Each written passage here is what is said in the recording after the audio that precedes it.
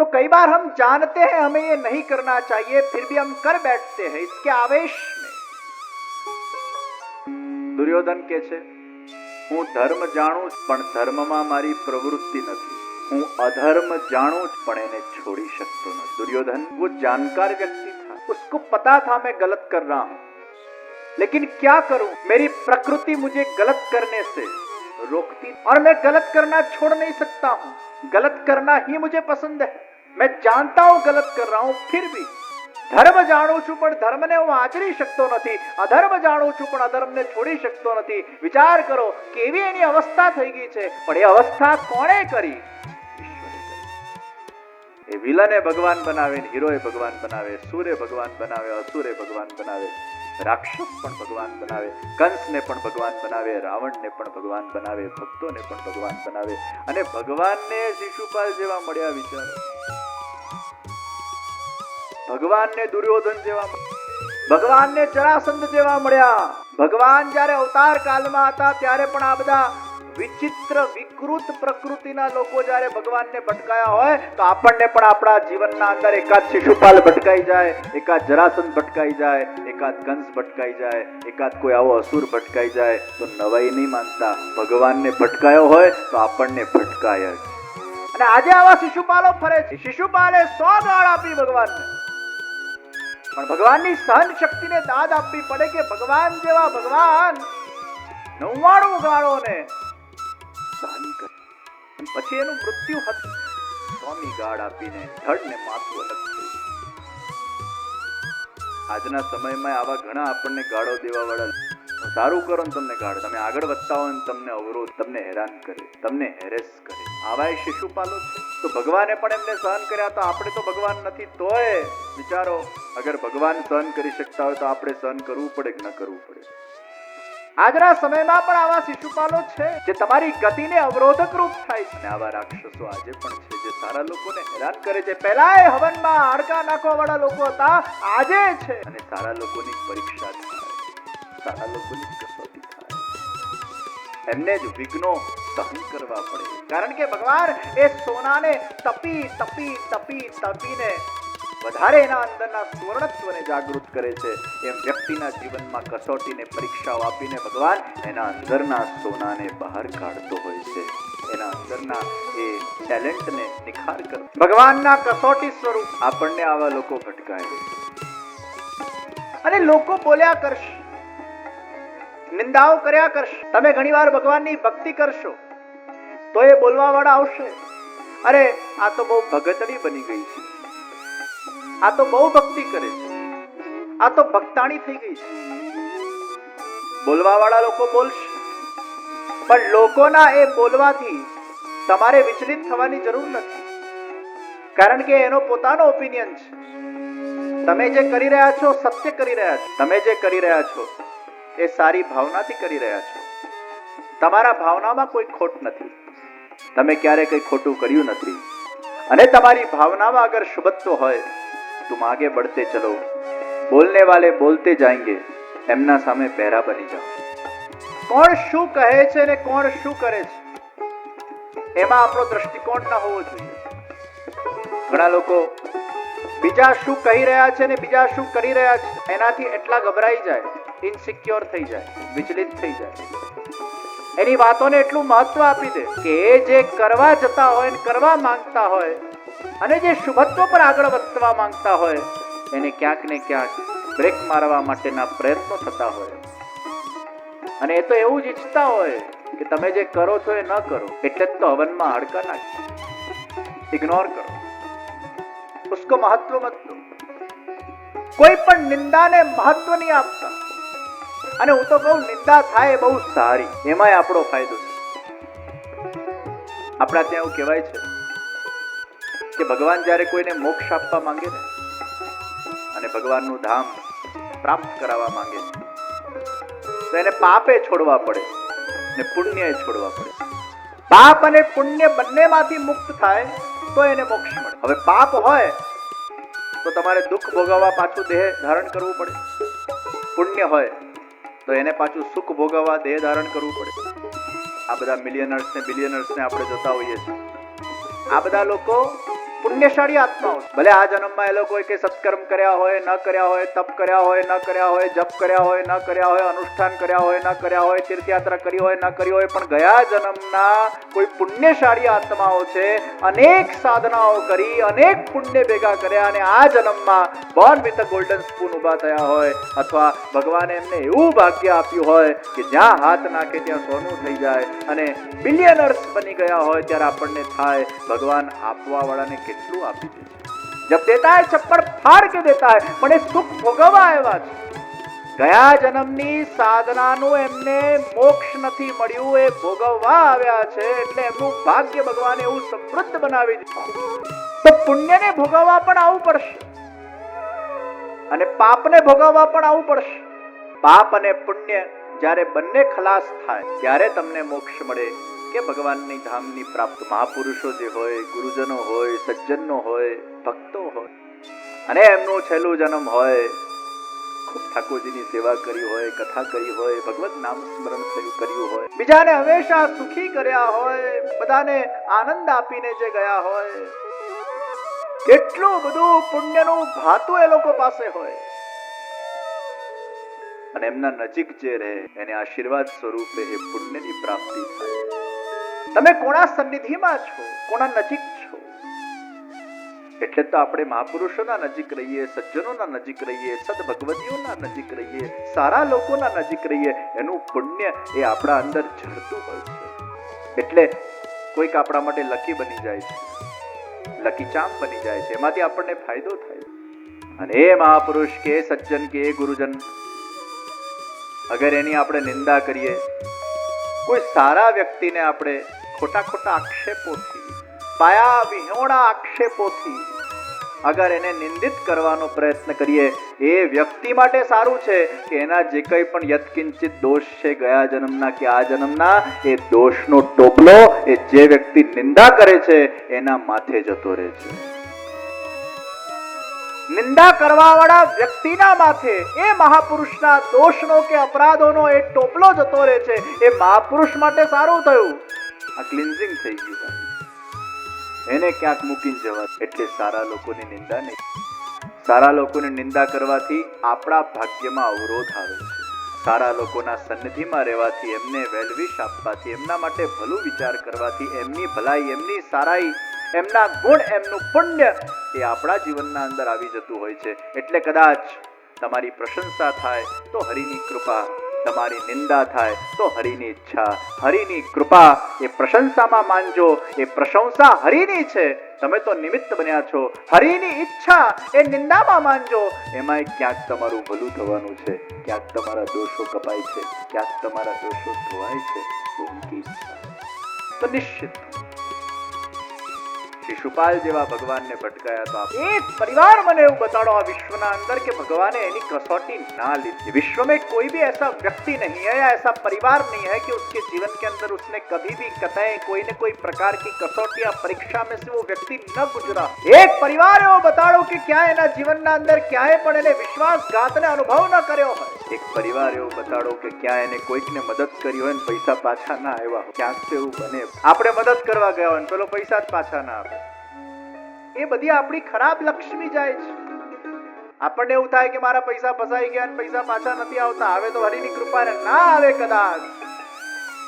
અને પછી આપણે આપણા જાતને કોશીએ, આ કયા કાલમાં મેં આને કયા ચોઘડિયામાં પૈસા આપ્યા, પાછો આપતો જ નથી. અને પેલો ફોલોઅપ કરી કરીને થાકી જાય, એ ઘણા વિદેશ ભાગી જાય.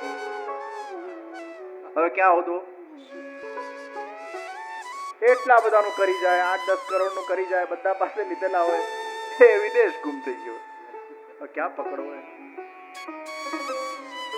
ऐसा चूना सबको लगा. અહીં બેઠા હુआ બધાને કેટલાને લાગ્યા. અને આપણી ઉદાર ભાવના, મદદ કરવાની ભાવના હોય. અને ઘણીવાર એવું બને સામેવાળાને આપવાની ઈચ્છા હોય પણ બિચારો એને કસે આપેલા હોય. અને એવી મોટી સાયકલ ચાલતી હોય, इसने इसको दिया, उसने उसको दिया, उसने तीसरे को दिया, तीसरे ने चौथे को दिया. ઘણીવાર પૈસાનું બ્લોકેજ થઈ જાય. દરેકના જીવનમાં આ કડવી દવા તો બધાને પીવી જ પડે. એકાદ શિશુપાલ જેવો ભટકાયા, એકાદ પૈસાઓ બ્લોક થયા, એકાદ હેલ્થના પ્રોબ્લેમ થયા, એકાદ નુકસાનો થયા, એકાદ વિશ્વાસઘાતો થયા. આ બધી વસ્તુઓ બધાએ અનુભવી છે. પડે और यही तो भगवान की क्रीड़ा है। બધા હીરો બની જાય તો પછી પિક્ચર જોવાની શું મજા રે ભાઈ? વિલન હોય તો કઈક મજા, બધું સારું જ થયા કરે, સારું જ થયા કરે, તમે ઊભી જશો. કઈક તો ચેલેન્જીસ જોઈએ. સવાર ને સવાર જ હોય તો પછી મજા બગડી જાય. રાત છે તો સવારનું મહત્વ છે, દુઃખ છે તો સુખનું મહત્વ છે, અશાંતિ છે તો શાંતિનું મહત્વ, વિલન છે તો હીરોનું મહત્વ છે, નકારાત્મકતા છે તો સકારાત્મકતાનું મહત્વ છે, અરે બુરાઈ છે તો અચ્છાઈનું મહત્વ છે. Opposite attract. આ દુનિયામાં મીઠું છે તો નમકનું મહત્વ છે, નમક છે તો મીઠુંનું મહત્વ છે. એ બંનેનું મહત્વ. એકવાર એક સાસુએ કોઈકને કીધું, ઘરે મહેમાન આવ્યા હતા, સાસુ એવું કીધું કે મારી દીકરી છે ને એ ખાંડ જેવી મીઠ અને મારી વહુ છે ને નમક જેવી ખાંડ. વહુ સાંભળી, દીકરી એ ખાંડ જેવી મીઠ, વહુ એ નમક જેવી ખાંડ. અને વહુ સાંભળી એટલે વહુ સાસુ સાથે ઝઘડી. સાસુમાં તમે મને નમક, અરે વહુ તને ખબર નથી, ખાંડ કરતા નમકનું વધારે મહત્વ છે. અગર રસોઈમાં નમક ન પડે તો એ રસોઈ બગડી જાય. મીઠાશનું પોતાનું મહત્વ છે, નમકીનનું પોતાનું મહત્વ છે, ખાંડ અને નમક બંનેનું પોતાનું મૂલ્ય છે. ખારાશ પણ જોઈએ અને મીઠાશ પણ જોઈએ. મારો કહેવાનો તાત્પર્ય હતો કે મારા પાસે મીઠાશ પણ છે અને મારા પાસે ખારાશ પણ છે અને બંને સ્વાદ મારા પાસે છે. જો ખાલી મીઠાશ હોય ને ખારાશ ના હોય તો જીવનમાં કોઈ સ્વાદ ના રહે. ઘણીવાર આપણે કહેવા શું માંગતો હોય પેલો સમજે નમક કા અપના મૂલ્ય. तो नमक है तो मिठाई का महत्व है और मिठाई है तो नमक का महत्व है. Opposite attract. તમે સારું કરતા જાઓ, લોકો શું કે છે એની પરવા કર્યા વગર. એકવાર એક મેંઢક દેડકું એ પહાડને ચડતું, એટલે પછી બીજા દેડકા વાળાઓએ કીધું કે ભાઈ આપણે ક્યારે પહાડ ન ચડી શકીએ, આપણી બિરાદરી વાળાઓ તો મુલ્લે કી દોડ મસ્જિદ તક, આપણે તો ખાલી અમુક જગ્યાએ જ કુદાકૂદ કરી શકીએ, પછી બહુ લાંબુ અગર ચડવાનો કે ચાલવાનો વિષય આવે આપણું કામ, હમ તો ઈર્દ ગુર્દ કુદાકૂદ કર. બધા દેડકાઓએ કીધું પહાડ ન ચડાય ન ચડાય ન ચડાય, પણ પેલો એક દેડકો આમ એવો સ્ટ્રોંગ હતો, ના મારે ચડવું જ છે. અને આમ વધતો ગયો વધતો, અને આ બધા બરાડા પાડતા રહ્યા અને એ શિખર પર પહોંચ્યું. તમને ખબર છે દેડકું શિખર પર કેવી રીતે પહોંચ્યું? ખબર પડી એ દેડકું બહેરો હતો. એના બિરાદરી વાળા લોકો એને કહેતા હતા નહીં થાય નહીં થાય નહીં થાય, એને સંભળાતું જ નતું. દુનિયામાં અગર સારા ભાવનાથી અગર આગળ વધવું હોય તો આગળ વધતા જાઓ, નિંદાઓમાં નહીં પડતા. અગર કોઈ બોલે પણ છે તો એને ઇગ્નોર કરો. आप अपने कर्म को करते जाओ, अपने पुरुषार्थ को करते जाओ, भगवत लीला समझकर निमित्त बन के करते जाओ. आपको आगे बढ़ने से कोई रोक, आगे बढ़ना आपका सिद्धांत होना चाहिए. हाथी चाले ત્યારે કૂતરાઓ ભોંકે, ભોંકવા દો. હાથીને ફરક ન પડવો, હાથી તો મદમસ્તીમાં ચાલે છે. आप अपनी मस्ती में आगे बढ़ो. जैसी करनी वैसी भरनी, ये कर्म मार्ग का सिद्धांत है. જેવા કર્મ એવા ફળ, એ કર્મ માર્ગ નો સિદ્ધાંત છે. પણ જેવા ફળ એવા કર્મ. એ વિનાશ કાલે વિપરીત બુદ્ધિ. એનો વિનાશ કાળ આવે ત્યારે ભગવાન એવી બુદ્ધિ કરી નાખે, એના પાસે એવું કરાવડાવે. આપણને એવું લાગે આ તે કર્યું મેં કર્યું, આ બધું એની લીલા છે, એ જ તો કરાવે. અને એ આપણા પાસે જે વખતે જે કરાવવા માંગતો એવી આપણી બુદ્ધિ કરી નાખે. એવું આપણને સંગ આપે, એવા સંજોગ આપી દે, એવા વિચાર આપી દે, એવું વાતાવરણ આપશે. એવું ઘણી વાર જીવનમાં આવા ઇન્સિડન્ટ્સ આપણે જોયા. વિનાશ કાલે કોઈ વાર વિપરીત બુદ્ધિ થઈ જાય અને કોઈક વાર સત્સંગની પ્રાપ્તિથી સદવિચારો મળી જાય, સત્કર્મ થઈ જીવનમાં શુભત્વની પ્રાપ્તિ. એટલે સત્સંગ પ્રાપ્ત કરવું એ દુર્લભ. સુલભ ક્યારે બને? નહીં તો ઈચ્છાઓ ને ઈચ્છાઓ રહેલી રહેલી પડી જાય સત્સંગની પ્રાપ્તિ. તો પોતાના ભક્તોનું નિયમન એ ભગવાન સ્વયં કરે છે. ऐश्वर्य ये सब करने वाला मैं, ये मुझसे ही हो रहा है, यही ज्ञान. तो वेणु અને વેત્ર છડી એ ભગવાન નિયમન માટે. કૃપા કરવું એ ભગવાનનું વીર્ય. મહાપ્રભુજી કહે છે ભગવાન જે કરે છે એ કૃપા. દુઃખ પણ કૃપા છે ને સુખ પણ કૃપા છે. અટેચમેન્ટ પણ કૃપા છે ને ડિટેચમેન્ટ પણ કૃપા છે. ઘણીવાર ભગવાન અટેચમેન્ટ દ્વારા કૃપા કરે અને ઘણીવાર ભગવાન ડિટેચમેન્ટથી કૃપા કરે. આપણા અંદર વિરક્તિને જાગૃત કરવા માટે ઘણીવાર ભગવાન આપણને આ સંસારનું સત્ય સમજાવવા માટે સંસારમાં એવો તમાચો મારે, એવો તમાચો મારે, એવો તમાચો મારે કે આપણને ખબર પડી જાય કે આ સંસાર, કોઈક વાર આપણા પોતાના જ વ્યક્તિ આપણને ધોકો આપી, ત્યારે આપણું મન ઉઠી જાય. આ સંસાર જિંદગીની સમી સાંજીએ મેં જખમોની યાદી જોઈ હતી, બહુ ઓછા પાના જોઈ શક્યો, બહુ અંગત અંગત નામ હતા. બહુ ઓછા પાના જોઈ શક્યો, બહુ અંગત અંગત નામ હતા. ત્યાર્થ મિત્રતાનો ચોક્કસ મળ્યો હશે. જુલિયસ સીઝરની પીઠનો ખંજર તપાસ કર. ત્યાર્થ મિત્રતાનો ચોક્કસ મળ્યો હશે. જુલિયસ સીઝરની પીઠનો ખંજર તપાસ. જુલિયસ સીઝરનો ખાસ માણસ બ્રુટસ, અને બધાએ કીધેલું આ બ્રુટસ થી જરા ચેતવીને રહેજો, પણ એના મનમાં વિશ્વાસ અમારો ખાસ વ્યક્તિ, આ મને ક્યારે નુકસાન પહોંચાડી જ ન શકે એવું સ્વપ્ને ન વિચારી શકે. આખી દુનિયા એની દુશ્મન હતી, પણ એક સમય એવો આવ્યો કે બ્રુટસે જુલિયસ સીઝરના પીઠના પાછળથી ખંજર ફૂંક્યો અને એના છેલ્લા શબ્દો હતા, યુ ટુ બ્રુટસ, मैं जानता था पूरा विश्व मेरा दुश्मन है, लेकिन तू मेरा दुश्मन निकलेगा ये मैं सपने में भी सोच नहीं सकता था. ત્યાર્થ મિત્રતાનો ચોક્કસ લખ્યો હશે. જુલિયસ સીઝરની પીઠનો જીવનની સમી સાંજીએ મેં જખમોની યાદી જોઈ હતી, બહુ ઓછા પાના જોઈ શક્યો.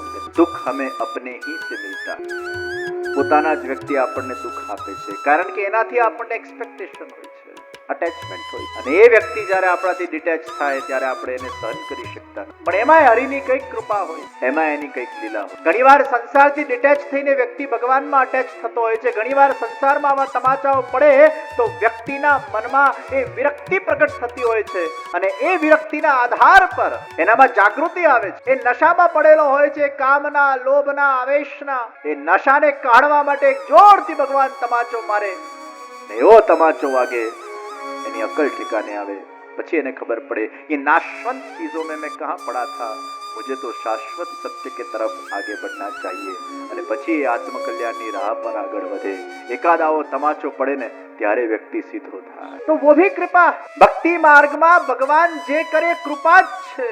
वीर्य विशेषो कृपा धर्म. कृपा करने के दौर दायरे अलग होते हैं. कभी भगवान होम्योपैथी की मीठी गोली से कृपा करते हैं, कभी भगवान एलोपैथी की कड़वी गोली से कृपा करते हैं, कभी भगवान બે હાડકા ભાંગી ગયા હોય ને પ્લાસ્ટર નાખે એ રીતે કરે. કોઈ વાર ભગવાન ટ્રાન્સપ્લાન્ટ કરવું પડે તો એ રીતે કરે. કોઈ વાર ભગવાન સુખ આપીને કૃપા કરે, કોઈ વાર ભગવાન દુઃખ આપીને કૃપા કરે, કોઈ વાર ભગવાન ડિટેચમેન્ટ આપીને કૃપા કરે, કોઈ વાર ભગવાન 360 ડિગ્રી આપણા જીવનમાં ચેન્જીસ લાવીને કૃપા કરે. એ કૃપા કરવાનો આખો ધર્મ અલગ હોઈ શકે, વ્યવસ્થા હોઈ શકે અલગ. ડોક્ટર આપણી સર્જરી કરે ત્યારે આપણને બહુ કષ્ટ પડે, આપણને ગુસ્સો આવે, આપણને દર્દ થાય, પણ એ આપણી સર્જરી કરી રહ્યો છે, એનું ઇન્ટેન્શન આપણા માટે ખરાબ નથી. ભલે આપણને કષ્ટ થાય છે, પણ એ કષ્ટ આપણા સારા માટે છે. એમ ભગવાન પણ જ્યારે કૃપા કરે છે ભક્તિ માર્ગના અંદર, તો કોઈક વાર આપણને કષ્ટ તપાવીને કરે. પણ ડોક્ટર પર જેમ વિશ્વાસ રાખીએ એમ ભગવાન પર વિશ્વાસ રાખવાનો છે. આપણે એની કૃપા, કોઈ મરી ગયું હોય પછી એને બેસરામજી પછી એને એવું કહીએ આ તો બહુ મોટી ભગવાનની કૃપા થઈ, બીજી વાર તમારે સામું જુએ નહીં, એવું બોલવાનો વિષય નથી, અનુભવવાનો વિષય. આ તો પાછા કઈ આવે સત્સંગમાં સાંભળેલું, જે થાય ભગવાનની કૃપા. મરી ગયું હોય પછી કહી દઈએ ભગવાન. પણ આજે નહીં તો કાલે જીવન હમે कुछ न कुछ सिखाता है. सीखना वो जीवन है.